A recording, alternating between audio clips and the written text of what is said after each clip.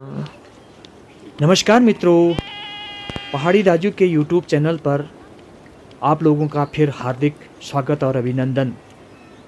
मित्रों, आज मैं यहाँ भेड़ बकरियों के साथ हूँ हमेशा आप लोगों के लिए।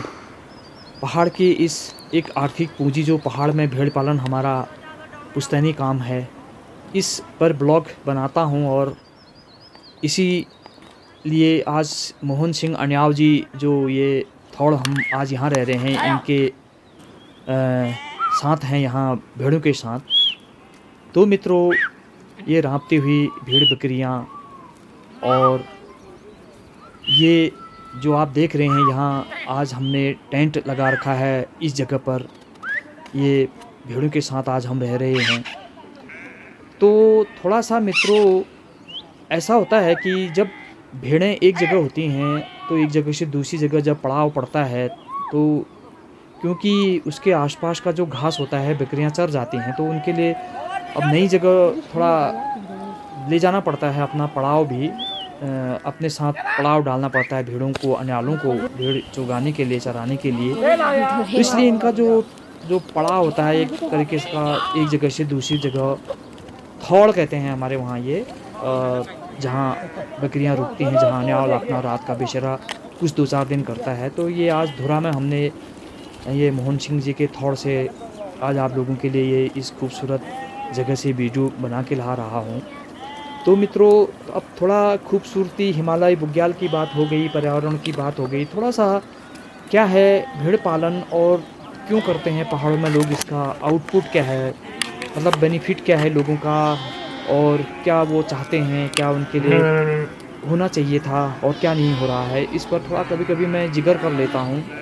तो जानने का ये वो भी है कि जानवरों को जैसे पाला तो, लेकिन इसका बेनिफिट इन लोगों को पूरा मिलता नहीं है, ऐसा ये बोलते हैं। क्योंकि कई बार क्या होता है कि जो ये ऊन है, भेड़ों से जो ऊन प्राप्त होती है, यही एक आर्थिक पूंजी होती है इनकी। ये उससे भी ये पैसा कमाते हैं खुद के प्रयोजन के लिए। घर के जो वस्त्र होते हैं पहनने के, यहाँ क्योंकि ठंडा इलाका है तो इससे ऊन निकाल कर अपने पहनने के कपड़े बनते हैं। जैसे बकुल कहते हैं हमारे पहाड़ में, कोट टाइप का बनता है वो, इसी को ऊन काट के उसको बिनाई करके उसको फिर सिलाई कर करके पहनते हैं। ठंडा इलाका हुआ यहाँ।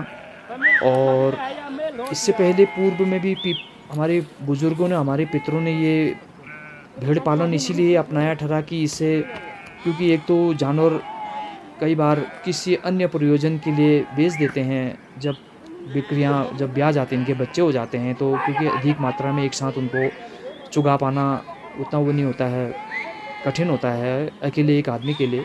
और यही इससे भी आर्थिक पूंजी होती है, जो पैसा अर्निंग का सोर्स है। यानी कि एक बेच दिया इनको तो वहाँ से इनकी अर्निंग होती है बकरियों से। खैर फ़िलहाल मैं ऊन पर बात कर रहा था। तो यहाँ पर जो पुराने पितरों ने जो काम किया वो अब आजकल अब हर जगह पलायन तो है हमारा पहाड़। लोग, युवा पीढ़ी कुछ नया काम करने को चाहते हैं। पुराने पितरों का उतना ये मेहनत ज़्यादा है इस काम में, इसमें ज़्यादा दिलचस्पी नहीं लेते हैं, क्योंकि जीवन में भौतिक सुखों का भी अभाव रहता है। इन हिमालयों बुग्यालों में अब ये जंगली पहाड़ी ठहरे, यहाँ सुख सुविधाएँ, एक प्राकृतिक तौर से जीवन जीना पड़ता है।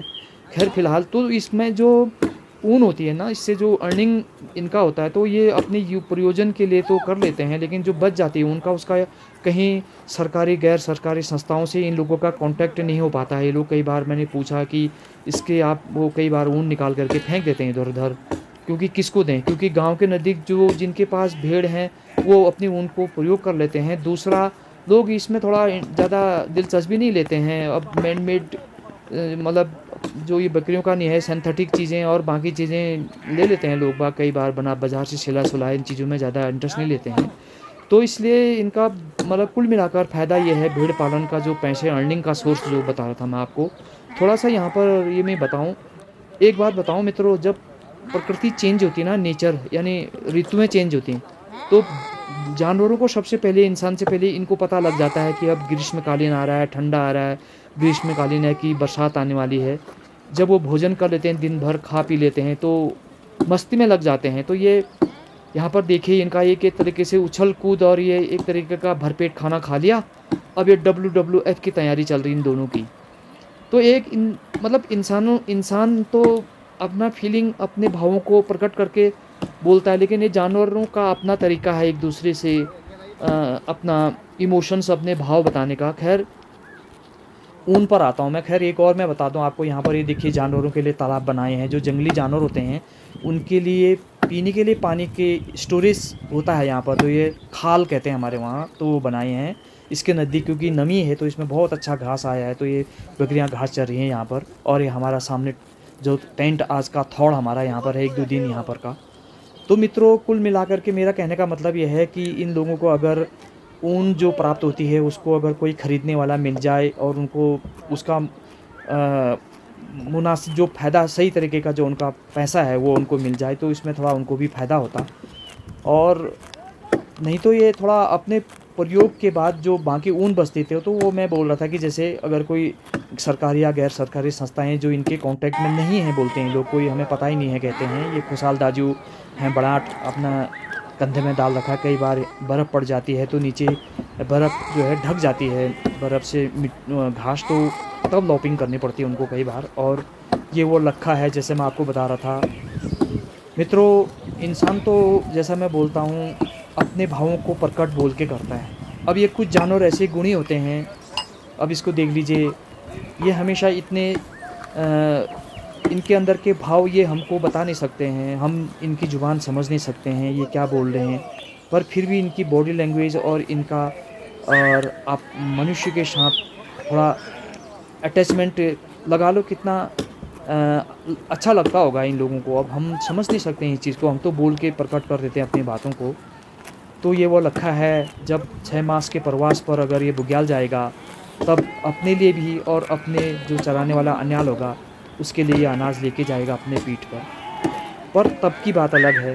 देखिए अभी ये जवान हो चुका है, युवा है वैसे अभी ये, तब ये 10-12 किलो अनाज अपने पीठ में लेकर करके जब 6 महीने के प्रवास पर हिमालय बुग्यालों में जाएंगे तो ये अपने खाने के लिए भी और अपने अन्याल के लिए भी अनाज लेके जाएगा। दोस्तों अन्याल तो अपना जो खाना खाएगा, जो आटा या चावल या अपने साथ जो चीनी, चाय पत्ती, दाल, मसाले, नमक जो ले जाएगा अपने लिए के माने क्या होता है कि जब जानवर बुग्यालों में चले जाते हैं हमेशा इनको नमक देना पड़ता है टाइम टाइम पर। तो ये क्योंकि 6 महीने के प्रवास पर इतने सारे हज़ारों बकरियां जब वहाँ जाते हैं तो गांव से दूर जब कितने दिनों के पड़ाव के बाद जब ये बुग्यालों में पहुँचते हैं तो वहाँ के लिए अन्याल जो होता है वो अपने खाने का 6 महीने का इंतज़ाम, जो खाने की व्यवस्था होती है वो, और साथ में इन जानवरों के लिए भी खाने के लिए घास तो ये चरेंगे पर इनके लिए नमक जो होता है इनको नमक देना पड़ता है, तो ये नमक भी और वो चीज़ें भी लेके जाते हैं। तो इसके पीठ में जो ये लखा आपको भी यहाँ पर मेरे पास है ये दिख रहा है, ये अपने पीठ में तब उस 6 माह के प्रवास के लिए जब जाएगा तो वहाँ लेकर जाएगा। और मित्रों वहाँ से अभी युवा है, जवान होकर लौट आएगा। तो मित्रों इस तरह की ये हिमाव बुग्याल और बकरियों की, भेड़ों की, पहाड़ी दाजू की वीडियो को देखते रहिएगा। थैंक यू सो मच, आभार। और अच्छी लगे तो अपने मित्रों को भी शेयर कर दीजिएगा।